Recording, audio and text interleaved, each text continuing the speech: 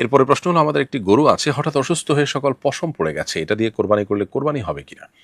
উত্তর হলো, কোরবানি যদি পশুর বড় কোনো ত্রুটি দেখা দেয়, তাহলে সেক্ষেত্রে কোরবানি সেই পশু দিয়ে করাটা যথেষ্ট হয় না। সেটা এমনিতে জবে করে খাওয়া যাবে, হালাল, বাট কোরবানি বিশুদ্ধ হওয়ার জন্য বড় কোনো ত্রুটি থেকে প্রাণীর মুক্ত থাকাটা আবশ্যক। যেমন ধরুন, একটা শিং পরিপূর্ণভাবে ভেঙে পড়ে গেছে, এটা বড় ত্রুটি। একটা চোখে কিছু দেখতেই পারে না, পাও এমনভাবে ভেঙে গেছে বা আঘাতপ্রাপ্ত হয়েছে যে বাঁধার জায়গা থেকে জবে জায়গা পর্যন্ত পায়ে হেঁটে যাওয়ার মতো অবস্থা নেই। তো এরকম বড় ত্রুটি হলে তখন সেটা দিয়ে কোরবানি করলে কোরবানি বিশুদ্ধ হয় না, তবে জবাই করে খেলে সেটাই হালাল হয়।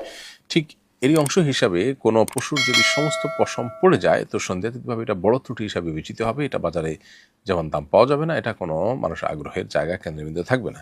অতএব সমস্ত পশম যদি পড়ে যায় শরীর থেকে, তাহলে সেক্ষেত্রে এরূপ পশু দ্বারা কোরবানি করা যায় যাবে না। তবে যেটা একটু আগে বলছিলাম, অর্থাৎ হালাল পশু হিসেবে জবাই করে আপনি খেতে পারবেন।